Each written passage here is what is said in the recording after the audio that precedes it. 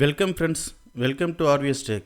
இன்றைக்கி நம்ம C++ல் என்ன பார்க்க போகிறோம்னா கிளாஸஸ் அண்ட் ஆப்ஜெக்ட்ஸ் பற்றி தான் நம்ம பார்க்க போகிறோம். இப்போ நார்மலாக பார்த்திங்கன்னா சியில் நம்ம ஸ்ட்ரக்சர் கான்செப்ட் பார்த்துருப்போம். அந்த ஸ்ட்ரக்சர் கான்செப்டே தான் கொஞ்சம் இம்ப்ரூவ் பண்ணி C++ல் கிளாஸ்ன்ற நேமில் நமக்கு கொடுத்துருப்பாங்க. எக்ஸாம்பிள் பார்த்தீங்கன்னா சியில் இருக்கிற ஸ்ட்ரக்சரில் எப்படி யூஸ் பண்ணோம்னா ஸ்ட்ரக்ட் அப்படின்ற அந்த கீவேர்ட் நம்ம யூஸ் பண்ணுவோம். அதுக்கப்புறம் ஸ்ட்ரக்சருடைய நேம் நம்ம கொடுப்போம். இந்த ஸ்ட்ரக்சருக்குள்ளே பார்த்தீங்கன்னா டேட்டா டைப் வேரியபிள் நேம் அப்படின்னு நம்ம கொடுத்துட்டு இந்த ஸ்ட்ரக்சருக்குள்ளே நிறைய வேரியபிள்ஸ் நம்ம குரூப்பாக நம்ம டிக்ளரேஷன் பண்ணிக்குவோம். அதுக்கு அடுத்தது ஸ்ட்ரக்சர் எண்டில் இந்த ஸ்ட்ரக்சரில் இருக்கிற அந்த வேரியபிள்ஸை நம்ம அக்சஸ் பண்ணுறதுக்காக ஆப்ஜெக்ட்ஸ் நம்ம க்ரியேட் பண்ணுவோம். ஸோ ஒரு ஸ்ட்ரக்சருக்கு எவ்வளோ ஆப்ஜெக்ட் வேணாலும் நம்ம க்ரியேட் பண்ணிக்க முடியும். ஸோ இந்த ஆப்ஜெக்ட் அப்படிங்கிறது ஸ்ட்ரக்சர் முடிஞ்சதுமே தான் பண்ணணும் அப்படின்றது கிடையாது. மெயின்லேருந்து கூட நம்ம பண்ணிக்க முடியும். சியில் யூஸ் பண்ணுற இந்த ஸ்ட்ரக்சரில் அப்படியே நம்ம ஒன்லி வேரியபிள் மட்டும்தான் டிக்ளரேஷன் பண்ணுவோம். ஸோ இதே ஸ்ட்ரக்சர் கான்செப்ட் அப்படியே C++லேயும் இருக்குது. ஸ்ட்ரக்சர் யூனியன் அதெல்லாம் நம்ம C++லேயும் யூஸ் பண்ணலாம். அதையும் தாண்டி சேம் இதே ஸ்ட்ரக்சர் கான்செப்டில் கிளாஸ் C++ல கிளாஸ் அப்படின்னு சொல்லிட்டு ஒன்று வச்சுருப்பாங்க. இந்த கிளாஸ்க்கு நேம் நம்ம எது வேணாலும் நம்ம கொடுத்துக்கலாம். இந்த கிளாஸ்க்குள்ளே ப்ரைவேட், பப்ளிக், ப்ரொடெக்டட் அப்படின்னு சொல்லிட்டு 3 விசிபிலிட்டி மோடுன்னு தனியாக நமக்கு கொடுத்துருப்பாங்க. ஸோ இந்த ஒவ்வொரு ப்ரைவேட், பப்ளிக், ப்ரொடெக்டட் அப்படின்ற விசிபிலிட்டி மோடுக்குள்ளேயும் நம்ம data members and data functions நம்ம எழுதிக்க முடியும். ஸோ ப்ரைவேட்குள்ளே நம்ம எழுதுகிற அந்த டேட்டாஸ் ப்ரைவேட் டேட்டா மெம்பராகவும் ப்ரைவேட் மெம்பர் ஃபங்க்ஷன்ஸாகவும் இருக்கும். பப்ளிக்கில் எழுதுறது பப்ளிக் டேட்டா மெம்பராகவும் பப்ளிக் மெம்பர் ஃபங்க்ஷன்ஸாகவும் இருக்கும். ப்ரொடெக்டில் எழுதுறது அதே போல் ப்ரொடெக்டடாக இருக்கும். சரிங்களா? இந்த கிளாஸ்க்கு நம்ம ஒரு ஆப்ஜெக்ட் க்ரியேட் பண்ணி இந்த ஆப்ஜெக்ட் மூலமாக இந்த கிளாஸில் பப்ளிக்கில் இருக்கிற டேட்டா மெம்பரையும் சரி மெம்பர் ஃபங்க்ஷன்ஸையும் சரி நம்ம அக்சஸ் பண்ணிக்க முடியும். ஸோ இதில் அவுட் ஆஃப் த கிளாஸில் இந்த ஓப்பன் ப்ரேஸ்லேருந்து க்ளோஸ் ப்ரேஸ் வரைக்கும் நம்ம ப்ரைவேட்டில் இருக்கிற டேட்டா மெம்பரையும் ஃபங்க்ஷன்ஸையும் நம்மளால் அக்சஸ் பண்ணிக்க முடியும். இந்த கிளாஸை தாண்டி வெளியில் நான் அக்சஸ் பண்ணோம் அப்படின்னா பப்ளிக்கில் இருக்கிற டேட்டா மெம்பரையும் பப்ளிக்கில் இருக்கிற மெம்பர் ஃபங்க்ஷன்ஸையும் மட்டும்தான் நம்மளால் அக்சஸ் பண்ண முடியும். ப்ரொடெக்டடில் இருக்கிறத இன்ஹெரிட்டன்ஸ் கான்செப்டில் நம்ம கிளியராக புரியும். ப்ரொடெக்டடில் இருக்கிறத இந்த கிளாஸ்லேருந்து இன்னொரு கிளாஸுக்கு எந்த கிளாஸுக்கு இந்த கிளாஸை நம்ம இன்ஹெரிட் பண்ணுறோமோ அந்த கிளாஸில் மட்டும் ப்ரொடெக்டட்ன்றதை அக்சஸ் பண்ணிக்க முடியும். ஸோ இது ஒரு எக்ஸாம்பிள் ப்ரோக்ராம் எப்படிங்கிறத பார்க்கலாம். ஸோ இதில் ஆட் அப்படின்னு சொல்லிட்டு ஒரு கிளாஸ் ஒன்று வச்சுருக்கோம். ஸோ இதில் ப்ரைவேட்டில் இன்டிஜரில் ABC அப்படின்னு சொல்லிட்டு 3 வேரியபிள் டிக்ளரேஷன் பண்ணியிருக்கேன். ஸோ இதில் பப்ளிக்கில் வாய்டு ரீட் அப்படின்னு சொல்லி ஒரு ஃபங்க்ஷன் எழுதியிருக்கேன். ஸோ இந்த ஃபங்க்ஷனுக்குள்ளே பார்த்திங்க அப்படின்னா ஜஸ்ட்டு சி அவுட்டில் enter the value A and B நான் கொடுத்துட்டு சீனில் AB நான் வாங்கிக்கிறேன். அதுக்கு அடுத்தது வாய்டு பிரிண்ட் அப்படிங்கிறத யூஸ் பண்ணி நான் சி அவுட் நான் எழுதி 2 வேல்யூ நான் ஆட் பண்ணி பிரிண்ட் பண்ணியிருக்கேன். ஸோ இதில் பார்த்தீங்கன்னா யூசர்ட்டேருந்து வேல்யூ கெட் பண்ணுறத இந்த ரீட் அப்படிங்கிற இந்த ஃபங்க்ஷனுக்குள்ளே நான் எழுதியிருக்கேன். அதுக்கு அடுத்தது ஆன்சர் பிரிண்ட் பண்ணுறத பிரிண்ட் அப்படிங்கிற இந்த ஃபங்க்ஷனுக்குள்ளே நான் எழுதியிருக்கேன். மெயின்லேருந்தே எனக்கு ப்ரோக்ராம்ஸ் எக்ஸிக்யூட் ஆகும். ஸோ அப்படி இருக்கும்போது மெயினில் நான் என்ன எழுதியிருக்கணும் அது எல்லாமே அப்படியே எனக்கு ஃபஸ்ட் எக்ஸிக்யூட் ஆகும்.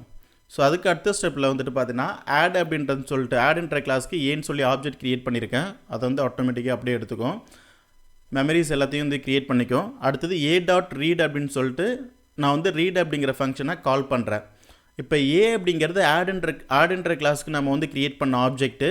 அப்போ ஆடுன்ற கிளாஸில் இருக்கிற ரீட் அப்படிங்கிற ஃபங்க்ஷனுக்கு கண்ட்ரோல் போகும். ரீடுன்ற கிளாஸில் நான் என்ன எழுதியிருக்கணும் அதை அப்படியே ஃபுல்லாக எனக்கு எக்ஸிக்யூட் பண்ணும். இப்போ ரீடுன்ற கிளாஸில் சி அவுட்டில் என்டர் A and Bன்னு சொல்லி நான் கொடுத்துருக்கேன். ரன் பண்ணுற டைமில் அது எனக்கு அப்படியே ஸ்க்ரீனில் எனக்கு பிரிண்ட் ஆகும்.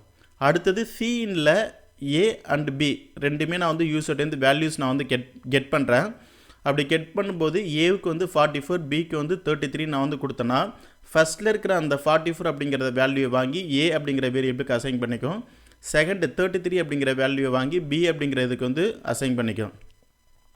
அடுத்தது க்ளோஸ் ப்ரேஸ் ரீடுங்கிற ஃபங்க்ஷன் எனக்கு ஃபினிஷ் ஆகிடுச்சு அப்படின்னா நேராக அடுத்தது கண்ட்ரோல் எங்கே போகும்னா மெயினில் இருக்கிற அடுத்த ஸ்டேட்மெண்ட் பார்த்தீங்கன்னா A.print அப்படிங்கிற ஃபங்க்ஷன் அந்த ஃபங்க்ஷனுக்கு போகும். அப்போ அந்த ஃபங்க்ஷன் நம்ம கால் பண்ணியிருக்கோம். அப்போ கால் பண்ணும்போது A.print அப்படின்னு சொல்லி நான் எழுதியிருக்கேன். ஏ அப்படிங்கிறது ஆட்ன்ற கிளாஸோடைய ஆப்ஜெக்ட். அப்போ ஆட்ன்ற கிளாஸில் இருக்கிற பிரிண்ட் அப்படிங்கிற ஃபங்க்ஷனுக்கு கால் ஆகும். நேராக கண்ட்ரோல் அங்கேருந்து இங்கே வந்துடும். ஸோ இங்கே வந்தாச்சு அப்படின்னா பிரிண்ட் அப்படிங்கிற இந்த ஃபங்க்ஷனுக்குள்ளே நான் என்ன எழுதியிருக்கணும் அது அப்படியே எனக்கு வந்து எக்ஸிக்யூட் ஆகும். இதில் வந்து சி அவுட்டில் ஆட் அப்படின்னு சொல்லி நான் வந்து எழுதியிருக்கேன் A+B. சரிங்களா? ஸோ இந்த அவுட்புட்லேருந்து என்ன இருக்கோ அது அப்படியே எனக்கு வந்து ஸ்க்ரீனில் வந்து பிரிண்ட் ஆகும். ஸோ இந்த ப்ரோக்ராம் வந்து இப்படி தான் நமக்கு வந்து எக்ஸிக்யூட் ஆகும். ஸோ அதுக்கு அடுத்தது கண்ட்ரோல் நேராக எங்கே போகும்னா க்ளோஸ் ப்ரேஸ் இருக்குது. க்ளோஸ் ப்ரேஸ் அப்போ இருந்துச்சுன்னா நேராக வந்து மெயினில் அடுத்த ஸ்டேட்மெண்ட்டுக்கு வந்து போகும். அடுத்த ஸ்டேட்மெண்ட் வந்து பார்த்தீங்கன்னா ரிட்டன் அப்படின்னு சொல்லி இருக்குது. சரிங்களா? ஸோ இதோட வந்து மெயின் வந்து ஃபினிஷ் ஆயிரும். ஸோ இப்படி தான் வந்துட்டு கிளாஸில் நம்ம வந்துட்டு எழுதியிருக்கும் போது நமக்கு வந்து எக்ஸிக்யூட் ஆகும். ஸோ இதில் மெயினாக நம்ம வந்து கிளியராக தெரிஞ்சிக்க வேண்டியது வந்து பார்த்தீங்கன்னா ஒரு கிளாஸு, இந்த கிளாஸுக்கு வந்து பார்த்திங்கன்னா ஆடுன்னு சொல்லிட்டு ஒரு ஆப்ஜெக்ட் நான் வந்து க்ரியேட் பண்ணியிருப்பேன். ஸோ இந்த ஆப்ஜெக்டை வச்சு இந்த கிளாஸில் இருக்கிற member variable and member functions நம்ம வந்து அக்சஸ் பண்ணிக்க முடியும். ஸோ அதுதான் இது. ஸோ இதுலேயே வந்து லைவாக நம்ம வந்து ப்ரோக்ராம்ஸ் வந்து செஞ்சு பார்க்கலாம். ஸோ எடிட்டர்ஸ் நம்ம வந்து ஓப்பன் பண்ணிக்கிறோம். ஓப்பன் பண்ணிட்டு நியூவாக எம்டியாக ஒரு ஃபைல் வந்து க்ரியேட் பண்ணிக்கிறோம். க்ரியேட் பண்ணிவிட்டு இந்த ஃபைல் வந்து சேவ் பண்ணிக்கலாம். சேவ் பண்ணும்போது .cpp.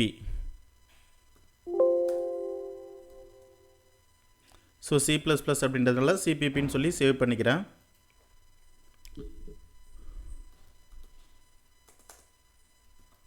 Hash include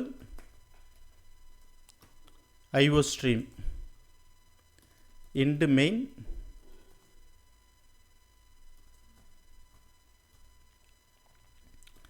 இன்டீஜரில் A, B, C அப்படின்னு சொல்லிட்டு 3 வேரியபிள் டிக்ளரேஷன் பண்ணிக்கிறேன். C அவுட்டில்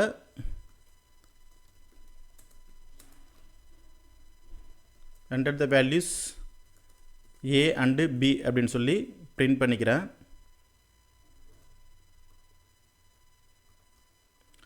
C இன்ல A வேரியபிளுக்கு வந்து யூசர் இந்த வேல்யூஸ் கெட் பண்ணிக்கிறேன் அண்டு B வேரியபிளுக்கும் வேல்யூஸ் நான் வந்து கெட் பண்ணிக்கிறேன்.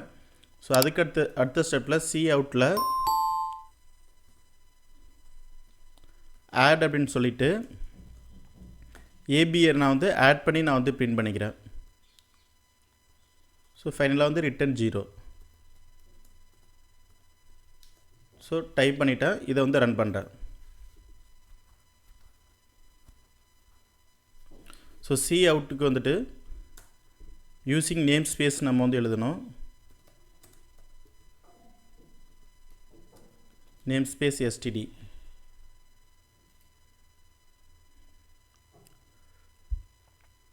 enter the value A and B ன்னு சொல்லி கேட்குது.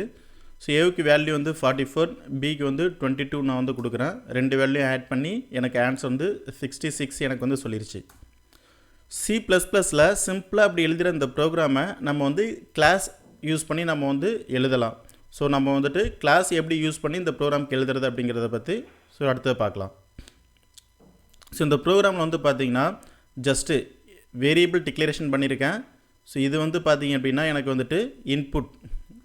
ஸோ இந்த ப்ரோக்ராம் தேவையான டேட்டாஸ் நான் வந்து யூசர்டேருந்து வந்து கெட் பண்ணுறது. இது வந்து பார்த்திங்க அப்படின்னா அவுட்புட்.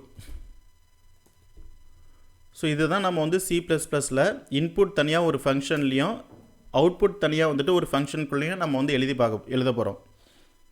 ஸோ கிளாஸ் அப்படிங்கும்போது கிளாஸ் அப்படிங்கிற கீவேர்டு ப்ளஸ் கிளாஸ்க்கு நேம் நம்ம வந்து கொடுக்கணும். நேம் வந்துட்டு என்ன வேணாலும் நம்ம வந்து கொடுத்துக்கலாம். நாமளாக சூஸ் பண்ணுறது தான். ஆடுன்னு நான் வந்து கொடுத்துக்கிறேன். ஸோ கிளாஸோடைய எண்டில் ஆட்டோமேட்டிக்காக எப்போதுமே நமக்கு வந்து செமிகோலன் வரும். இந்த கிளாஸ்க்குள்ளே வந்து 3 பார்ட் எனக்கு வந்து இருக்குது. Private, public, protected. ஸோ ஒரு வேரியபிள் நம்ம வந்துட்டு அவுட் ஆஃப் கிளாஸில் நம்ம வந்து மேக்ஸிமம் வந்து யூஸ் பண்ண மாட்டோம்.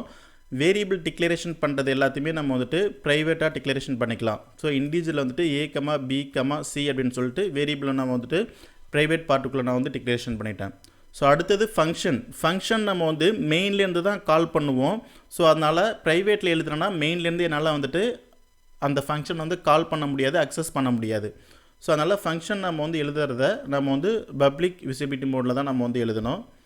ஸோ இதில் வந்து ஃபஸ்ட்டு ஃபங்க்ஷன் வந்து வாய்டு ரீட் அப்படின்னு சொல்லி நான் வந்து எழுதிக்கிறேன். ஸோ இந்த ஃபங்க்ஷன் நான் வந்துட்டு எழுதிட்டு இதுலேயே நம்ம வந்து டெஃபினேஷன் நம்ம வந்து எழுதிடலாம். இதில் C அவுட்டில்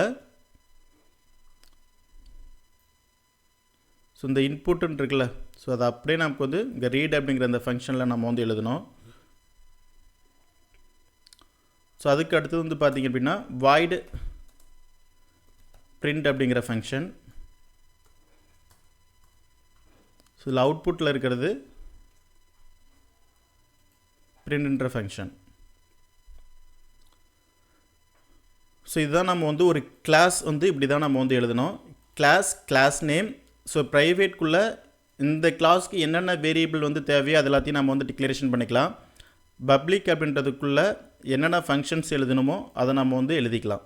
ஸோ இங்கே வந்து ரீட் அப்படின்ற ஒரு ஃபங்க்ஷனை யூஸ் பண்ணி இந்த ப்ரோக்ராமுக்கு தேவையான டேட்டாஸை வேல்யூஸை நான் யூஸர்லேருந்து கெட் பண்ணிக்கிறேன். ஸோ அதுக்கடுத்தது பிரிண்ட் அப்படிங்கிற இந்த ஃபங்க்ஷனை யூஸ் பண்ணி அவுட்புட் நான் வந்து பிரிண்ட் பண்ணுறேன். இப்போ மெயினில் நம்ம வந்து என்ன பண்ணுவோம் அப்படிங்கும்போது இந்த ஆடுன்ற கிளாஸ்க்கு நம்ம வந்து ஆப்ஜெக்ட் க்ரியேட் பண்ணுவோம். ஸோ ஆட் அப்படின்றது கிளாஸ் நேம்.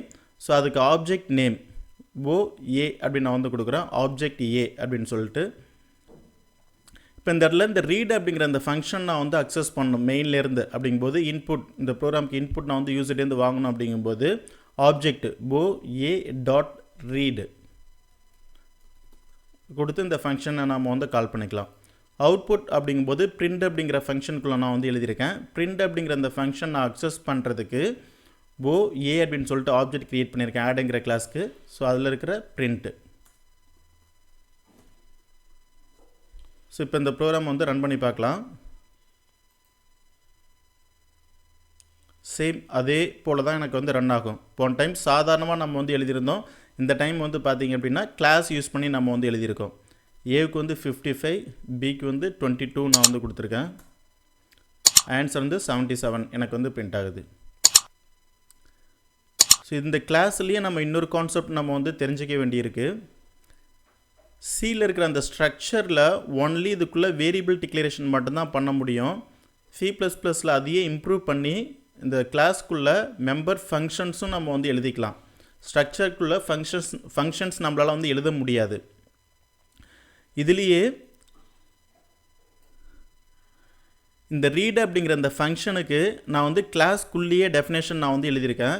கிளாஸுக்கு வெளியிலேயே நம்மளால் வந்து டெஃபினேஷன் நம்ம வந்து கொடுத்துக்கலாம். கிளாஸுக்கு வெளியில் டெஃபினேஷன் எழுதணும் அப்படின்னா ரீட் அப்படின்ற ஃபங்க்ஷன் நம்ம வந்து எழுதிட்டு எண்ட்லெஸ் செமிகோலன் கொடுத்துருவேன். எண்ட்லெஸ் செமிகோலன் கொடுத்துட்டேன் அப்படின்னா இது வந்து ஃபங்க்ஷன் ப்ரோட்டோடைப்னு சொல்லுவோம்.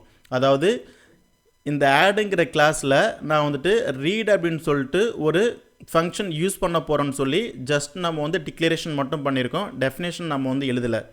அதே இந்த பிரிண்ட்ன்ற ஃபங்க்ஷனுக்கு வந்து பார்த்திங்க அப்படின்னா நம்ம வந்து ஸ்ட்ரைட்டாகவே டெஃபினேஷன் நம்ம வந்து எழுதியிருக்கோம். ஸோ இந்த ஆடுன்ற கிளாஸ் எங்கே முடியுதோ அதுக்கு வெளியில் நான் அந்த ரீடுன்ற ஃபங்க்ஷனுக்கு நம்ம வந்துட்டு டெஃபினேஷன் நம்ம வந்து எழுதிக்கலாம். அதுக்கு டெஃபினேஷன் எழுதுறதுக்கான சிண்டெக்ஸ் வந்து என்னென்னா ஃபஸ்ட்டு அந்த ஃபங்க்ஷனுடைய ரிட்டன் டைப், அதுக்கு அடுத்தது அந்த ஃபங்க்ஷன் வந்து எந்த கிளாஸில் இருக்கோ அந்த கிளாஸுடைய நேம், அதுக்கு அடுத்தது scope resolution operator double colon நம்ம வந்து வச்சோம் அப்படின்னா அதை வந்து ஸ்கோப் ரிசொல்யூஷன் ஆப்ரேட்டர்ஸ்னு சொல்லுவோம். அதுக்கு அடுத்தது ஃபங்க்ஷன் நேம் எழுதிட்டு ஸோ அதில் என்ன இருக்கோ அதோடைய டெஃபினேஷன் நம்ம வந்து எழுதிக்கலாம். ஸோ இப்படி எழுதினாலும் நமக்கு வந்து ரன் ஆகும். ஸோ அதையும் ரன் பண்ணி பார்க்கலாம்.